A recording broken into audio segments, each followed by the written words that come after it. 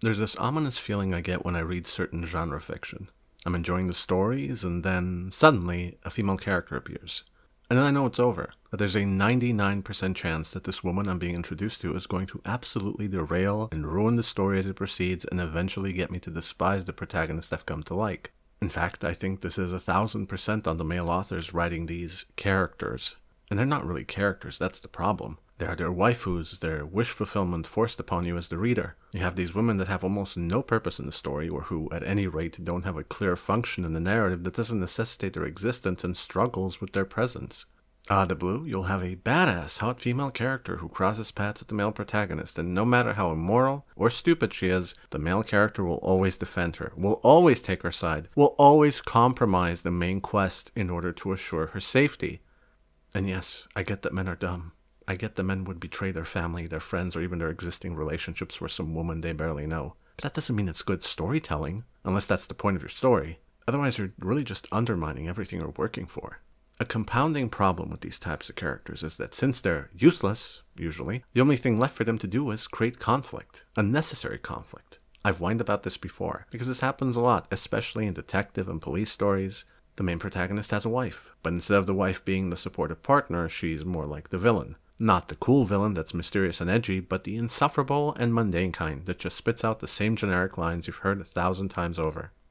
And this is not to say you can't have a good drama or that these conflicts couldn't be well written. In most of these cases, the female characters are correct in what they're saying. But we don't care, because we are here to watch the detective track down the baddie, not to assist them in fixing their marriage. So rather than these characters getting our sympathy, they just annoy the fuck out of us. Because this has nothing to do with the story really, so it just ends up feeling like forced conflict for the sake of it. And that's because the writers introducing these characters never stop to think, hey, what am I doing here? Is there a reason for this character? How does she fit into the story? They're either eye candy, or I guess prose candy, for the author, or they're there to meet a quota since our male author just realized he wrote an entire book without a single female character. Naturally, in this moment of panic, to avoid looking misogynistic, he decides to add a female character that's not supposed to be there, that serves no function in the story, and of course readers are going to hate this character, because every time one of her scenes will come up, it's going to feel like the plot has stopped moving, which in fact it probably has, at least for the duration of the scene. I've said this before in my video on writing female characters. If you go through the whole story and you have no female characters, don't add them just because. Either take a character you have already and try to elegantly swap genders, or just accept that you cannot write women. It's better to have no female characters than to represent them in a way so monstrous that any girl or woman reading will be appalled. I think the reason men tend to have a problem with this is because they're so deeply insecure. Their mind is bursting with this desire to write sexy stories about them having a fling with their waifu, but they feel that's below them. I envy women because they seem to be able to be a lot more honest about this. Do they have cringy fantasies? You bet. Laura was a young girl that was unremarkable, slightly chubby, and a daughter of peasants, but somehow she ends up being kidnapped by the greatest villain in the world. And what do you know? This hunk turns out to be not that bad. Not only that, but he happens to be very attracted to our completely ordinary, uninteresting, and unremarkable main character that anyone can self-insert as. And you know what's funny? As cringy as these stories sound, and they probably are, I guarantee you most of these books have male characters that are a lot more fleshed out than the female characters in books written by men, even those belonging to supposedly top-tier authors. And again, most men won't write stuff like this because they think it's beneath them. So instead they come up with these grandiose fantasy or sci-fi epics, and they'll just try to insert every single sex fantasy or romance fantasy wherever they can, even though it's almost always detrimental to the work as a whole. Because no matter how blatantly they're flashing you with their degenerate fetishes, they'll just say it's part of their totally superior, serious, grim, dark world, bro. But in thinking about it, I think I've actually puzzled out why things tend to be so different. There's two widespread phenomena that, at least to me, seem to be directly related.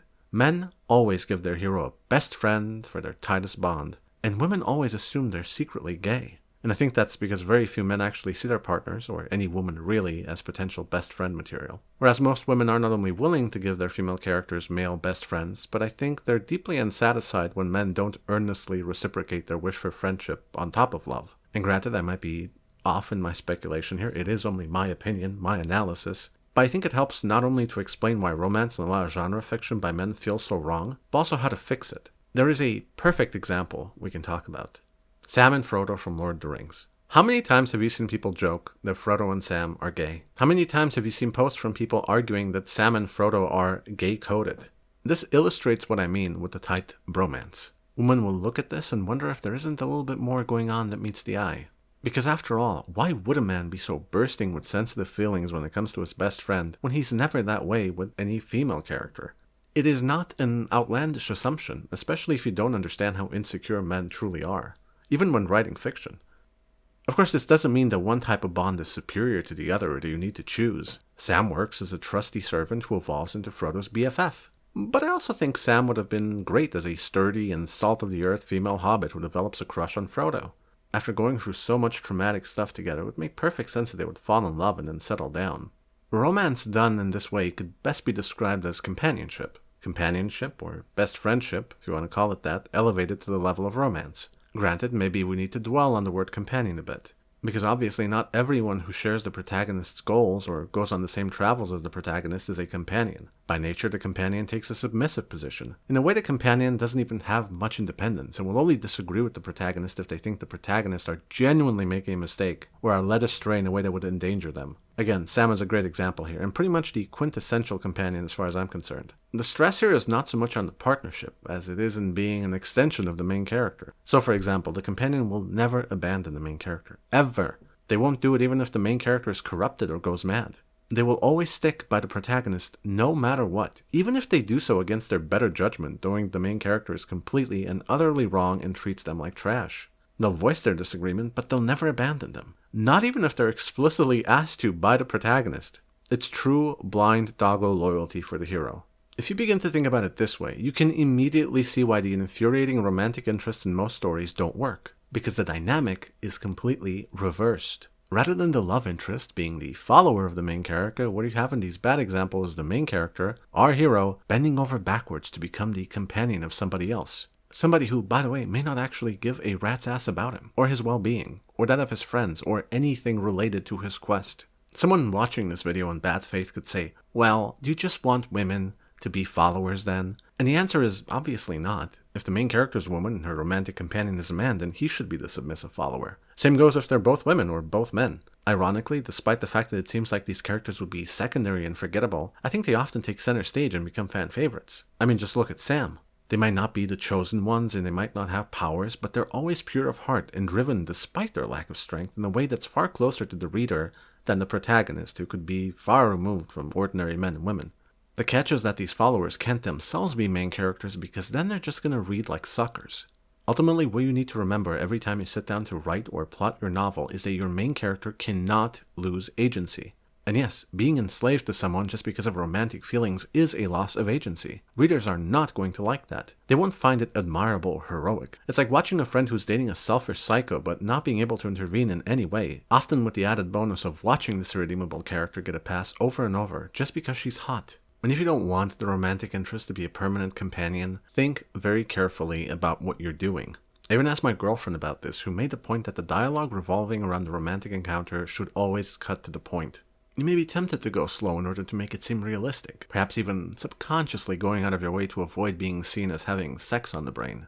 But the truth is, if you know where it's going, there's no reason to linger and lose focus. Just treat it as any other part of your story. Plot it in advance if there's more to it, and if there isn't, just wham bam, thank you ma'am, get it over and done with. But do you want a romantic companion that's there for the entire book, or a romantic encounter that only lasts a chapter? Don't be prudish. You're the one who wanted the romance. Don't just forget that plots need to keep moving, or that plots are needed at all just because this concerns feelings.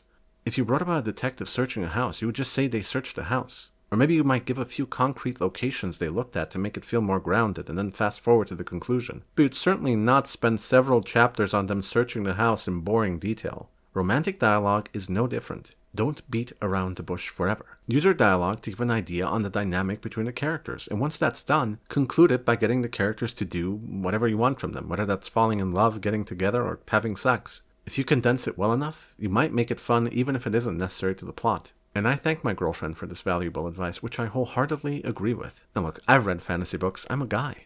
I get it. If your main character must sleep with some edgy dark elf queen because that's your thing and you can't let him pass up the opportunity, sure, just make the rest of us who aren't into it suffer. But don't extend that into being 10% or, Jesus Christ, a quarter of your novel. Dedicate a chapter to it, let them bang, get it out of your system, and let the readers out of the dungeon that is your coon brain. If they're enjoying the story up to that point enough, they'll forgive this horrible, horrible act. Plus, they'll also know where to skip if they ever reread it. But if you suffuse the book with that stuff, they'll drop it right quick. I know I drop it. After years of reading genre fiction, I can see this stuff coming from a mile away, and it annoys me and fills me with dread every single time it appears.